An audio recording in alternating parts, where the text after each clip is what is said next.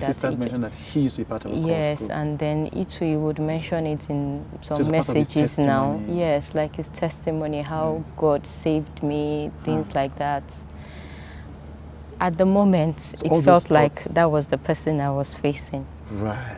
You know, I didn't see him as the person that was encouraging me as the father. I just saw him as, wow, like he's a mean person that he could just do anything to just So you got, satisfy. I mean, yes, yeah. you were frightened. I mean, Yeah. that would be reasonable. Yeah. So he goes out, he gets this drink, he comes inside, he forces it into your mouth, and then he tells you, and he's just disvirgined you as well. Yeah. And there was blood on the floor. Yeah. And he tells you that you should be grateful that he's a he, man as a of man God. of God, was the person That did this. that to did me. this to you. Okay. Okay. Where was your sister at this time? My sister was still sleeping. And apparently, I think that the night before, she went out with her friends because my sisters would just go out. I was the introvert kind of person. And I was just scared. I didn't even know what to tell her. Instead of me having time to even cry or anything, I was there trying to clean floor. I was quickly going to remove my pants. Then all I remembered was I ran to my mother's room. She wasn't around, so I locked the door and did like I was just sleeping. Why? I just felt there was a scripture I used to have in my head then, marriage honorable, bed undefiled. And watching how my mom and dad, how they were, I didn't ever want to lose my virginity before marriage. That was like one of the things that I felt, according to my faith then, that if I'm able to keep my virginity, I'm going to have a fantastic marriage. That was my revelation then. So it just felt like I had lost every single thing. Everything that I had hoped for was all gone. My dignity, I felt it was all gone. My sisters would call me aside because they knew I was a virgin. And they would say, oh, Busola, keep yourself, oh, don't answer people, you know, we so believe in you. It was more like I was the flower of the family, like that precious. Yeah. So in short, I just felt like my glory was gone. Gone. That was the first thing that hit you. This man just took my glory. Like it was totally gone. I was on the bed. I would cry, go into the bathroom, pour water on my body. I think I had my bath up to 10 times that morning because I just felt I needed to be cleansed. Would go and wash up. I did not come out till like 12 noon. As at that time, my other sister was back, but I couldn't say anything. Was back from where? Like she went out. Oh, she went out and she came back. Overnight. Like she didn't sleep at home. Right. Oh, Yeah. okay. So she didn't sleep at home. I thought you said somebody was sleeping upstairs. Yes, I had two sisters that were around then. Right. Yes. So one sister had gone out. Yes. And came back the next morning, but the other one was sleeping upstairs. Yes. How did he know that nobody was? That your parents were not. That your mother wasn't home? How could he have known that he could do this? How? Yeah, it was. You know, I guess by the time he was already coming to my house, he already knew how my home was functioning. You know, oh, this person is not around because my mom and my little sister traveled that time. Right. So it was just myself and So my he knew, sisters right, that were around. So nobody else was around. Right. And you he know. knew the way the house was big and all of that. Yes. So it wasn't even something, he didn't do it in a way that it was inside the house. It was just the living room because it's a duplex. You open the door, you see the living room, then you have to step down to get to the dining area. So it was just the open door. It was just on this side. So it wasn't, there was no distance. Wow. Okay. I'm sorry about this. I've And so lived with it over the years. Yeah. And this is the first time you're talking about this to anybody apart from your family. Yeah, like it's you know, I had to really come out to say this because I was already hearing things. Right. More like another narrative was being said. And I've kept quiet over the years. I know what I've personally gone through. I know how I've like struggled. You know, when you're just struggling, you're just pushing your head anyhow, like, no, there's something about me. You're trying to figure it out, you know, you're not just able to get yourself. And thank God I have people that are working with me now, that are able to help me through healing process. And I'm seeing a way that I can also help others, you know, people that are silently going through this kind of thing, because the pain is not what you can define. The hurt is not the kind of hurt that you can say, I even know how to come out of it. It's more like you're struggling. It's a struggle. When I mean it's a strong struggle within. You're trying to still see yourself with that high esteem, but you're not seeing it. You're trying every way. Sometimes you try to get it through validation of people. It's through what your friends. Sometimes it's through a lover. You know, you're sort of in a situation where you don't have control of things. You're just depending on everything around you. Yeah, I see that. So I want to stay here where you are now, and then before going back into that part, however painful it is. So you said something. You said he has been spreading, or there has been a spread of a different narrative. Why? Who is spreading this narrative? Why would anybody spread a narrative if you've not talked about this in years to the public? Yeah. What's going on with that? It's social media. Yeah. Like, I think my husband put up some posts, and then he mentioned from Ilorin to Lagos to, you know, Abuja, Dubai, you're doing this. Your husband is Timi Dakolo, the singer. Yes, Timi Dakolo, the singer, and he's aware of everything that happened. Yes, he has always been aware. How long have you guys been married now? We've been married for 6 years. 6 years, right. Yeah, so he's been aware. It's not like it's a new thing. But then when you keep hearing news of this person doing this, this person doing that, and by this you mean abusing other women? Yes, and girls. Abusing other women, other teenagers as well. Other teenagers, because you were a teenager. I was a teenager then. I had not even entered school. I was still trying to do my IJMB to find my way into university. So, so I found out about this a week ago, about your husband's posts. Yeah. And apparently he came out, he didn't mention Biodun's name. He didn't mention me. So he came out to talk about this person who has been hurting women through the church. And apparently he had talked about it last year without mentioning names. Yeah. So this obviously had been something that had been deeply painful to him. So based on what you were saying, because he spoke out, you know, and the people that he was talking about, which is Biodun and his people, knew that Timi was talking about him. Yes. So so you're saying they began to spread stories about you that you heard about. Yes. I think in a way they had already even spread some stories. What because kind of, the first time when it happened, you know. First time when Timi spoke. Yes, when Timi spoke up. Someone was saying it, like another pastor was saying it, that, oh, he said you guys had an affair. Ah, so you had heard the pastor say to your husband that Biodun said he had an affair with you. With me. Now, sorry, but you were under 18 at this time. I was under 18. If he had an affair with you, he was having an affair with a minor anyway. Yes. And this is obviously, because I've heard this part of the story, this is obviously a well-known pastor, even though we will not mention the pastor. Exactly. It's just a thing of, that actually made me, even before these stories, I started hearing stories, I already lost all the credit of men of God trying to do like they are listening to you, like they care about you.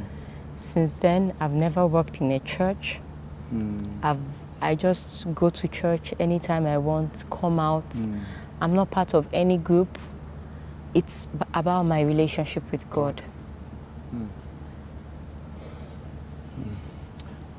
So the first time Timi spoke out in the social media without calling Biodun's name, you began to hear stories. That's the first time this stories then you got heard from this big pastor. Yeah. And then Timi spoke out again this Yeah. year. Did something trigger Timi speaking out again this year? There was this, I was just there in my studio and I had Your phone photography calls. studio? Yes, my photography studio.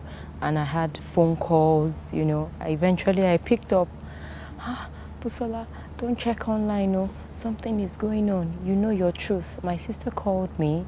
Then she was like, you know your truth. A friend just called and she said, imagine people saying rubbish, someone saying rubbish about you on social media. From where now? That Busola, just don't mind all these people. I was like, what? So I went online and I saw it. You saw what? I saw the message. The person put, go and ask your wife. The person responded on Timi's post. Right.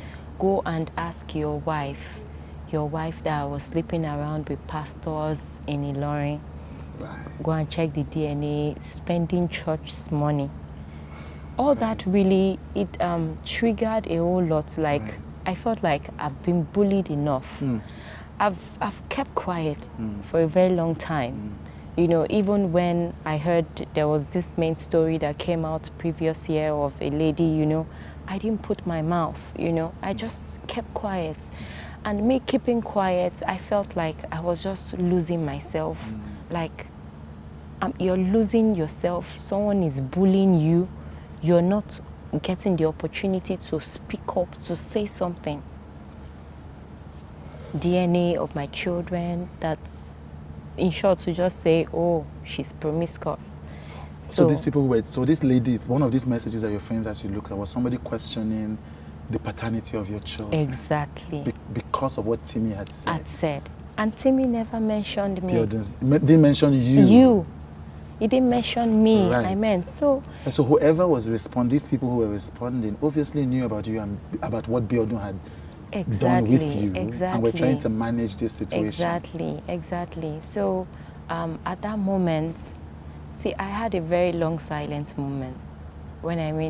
I just sat down. I had to tell my clients at the studio that, sorry, I just need to sit down. I went to the toilet and I sat down for almost 20 minutes. What should I do?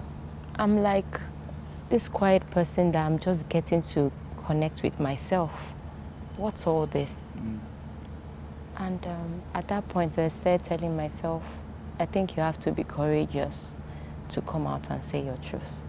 So before these accusations came, you were not going to come out and say anything about this? Yes, no, I was just quiet. I was just quiet. Even when church members, some people would ask, what even happened now? COZA, church nothing. members, you mean COZA church COZA members? church members, especially the early church members then. I would tell them nothing. Oh, I just felt like, you know, we'll get to that part where I would say how I came out of the church and things like that, you know. But I'm going to ask again, even though I mean, if what you say or called is an irrelevant question, but why did Timi speak out again this year? What triggered that? You haven't. Different people would have reached out to him, more like, you are the voice that can help us. This person is still doing this. Right. So because he had spoken in the past, and apparently, like you say, this Biodun continues. Yeah. You know, people say that Biodun continues to have affairs with teenagers that are below 18 and above. Yeah. So people come to Timi to tell him about what is happening. Yes. And Timi is triggered again. Yes. Because this thing that happened to you that you know about is not happening to other younger women. Yes, exactly. And that's actually the point why I decided to let me come out. Yes. Let me come out and let them know that you're not alone in this. Yes. Like, it's happened to me. I'm walking through my healing process with great people. So it's a hard one. I don't know. It's really hard. Yeah. But then, thank God for a great husband, I would say. Some people are still single. Some people are even probably still struggling in their marriages because of things like this. Okay, let's go back. And again, it's difficult thing, but it's necessary to do that. So, Biodun does this, and does this to you, rapes you? allegedly, Yeah. and you go into the room, he goes home. Yeah, he went home. And then what happens? That's it? That was on a Monday, and at that point I was just scared of him. Scared of him? Scared of him, yeah. And I love my family. I don't want anything to happen to anybody. Because he's an ex-cultist, as he has said. Yeah. So that image was more in my head than any, pastor. yeah. So the next, the Bible, I still had to go because my sisters were cell leaders. So I still needed to follow them. Busola, you're coming to church. Oh yeah, let's go. You had to follow them back to the church that Biodun was pastor church. of. Had you told them about what happened? No. Huh. I didn't tell them. So, okay, so this was the same day?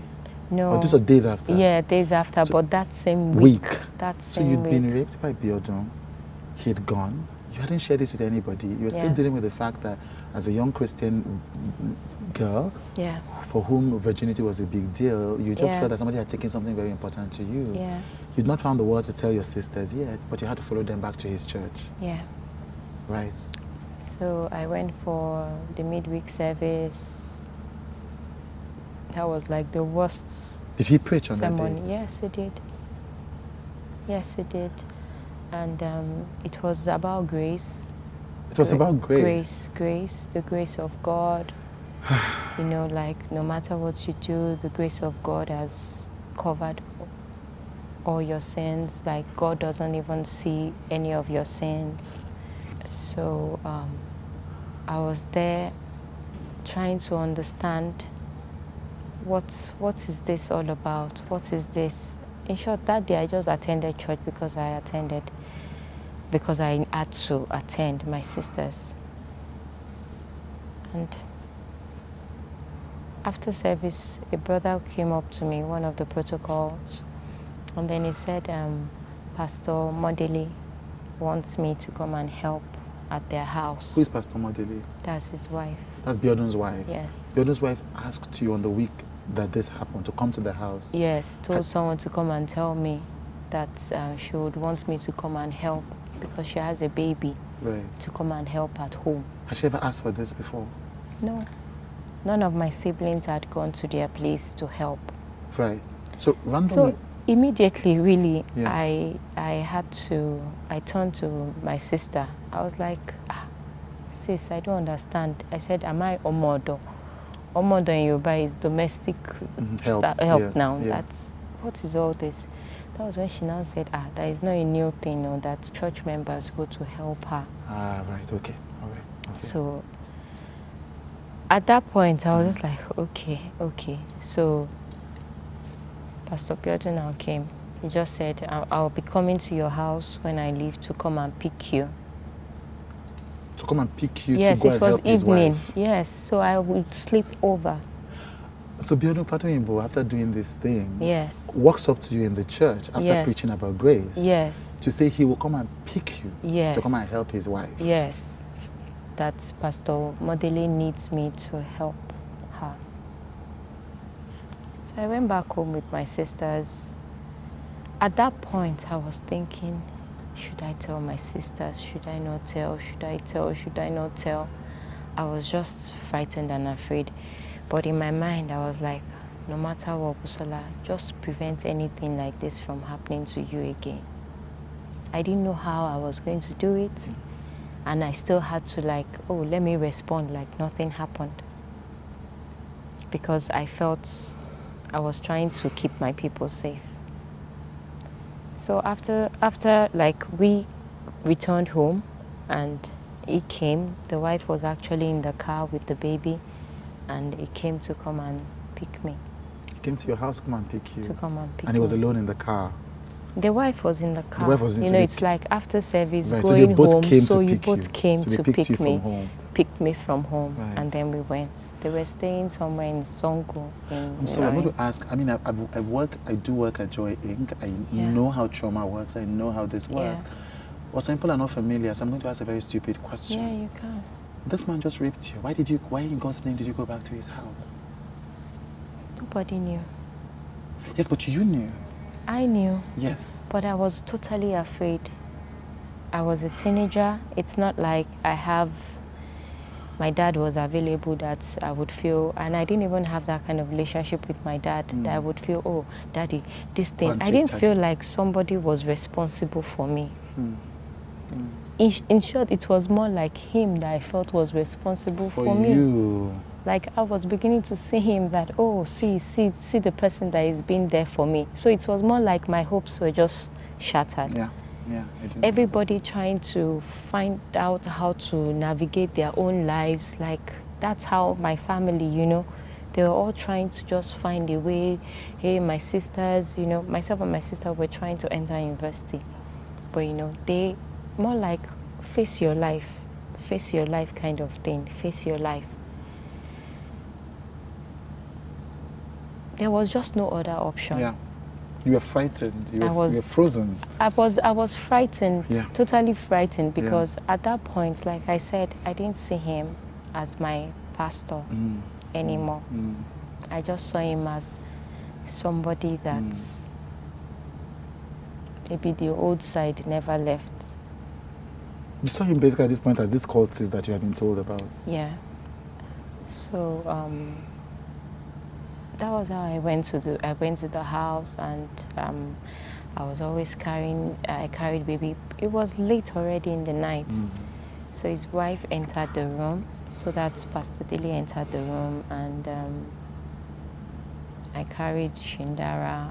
Meanwhile, at home, I wasn't the kind of person that used to clean the house. Right. So that was why I was even telling my sisters, like, you people are the ones that clean the house. I don't know why Pastor Dele decided that I should be the one to come and help her cook and help her clean. That I'm not good at that. I'm just learning. They know this girl just came back from secondary school. So how can she do all these things? But my sister just said, I'll just go and help now. Because Pastor. because they did it for people. He'd called different people. Yes, he called different people. That wasn't the first time. So it's a strange thing to your sisters. Yes. So that night, I carried the baby, Shindara, and Pastor Dele was lying on the bed that was in their own master's bedroom. So she now said, oh, Busola, have you eaten? I'm okay. I didn't bring any clothes, by the way, because I didn't have mind to have my bath, change. Yes, just wanted to leave as soon as you could. I would just sleep, wake up, and go and do my own thing at home. So I carried baby. Pastor Biodun walked in and he said, I've cleared the guest room for Busola. Busola should go and sleep there now. I looked at Pastor Dele. I said, Pastor Dele, you're the one that told me to come and help you with Shindara. I would like to stay on the bed with you. He said it again. But why would you want to stay here when there's a spare room for you? That room was meant to be like, I think like, he cleared the room in short. That you can go and sleep there. Because meanwhile, by the time I walked in at some point where I was just there alone at home, he came to me, you're going to sleep in a guest room and I'm coming to meet you there. Okay, all right. So, okay, I'm sorry. Okay, so when you came into the house with both of them, he found a way to corner you and say and he that you said, will sleep in the guest room and I'll come and meet you there. So,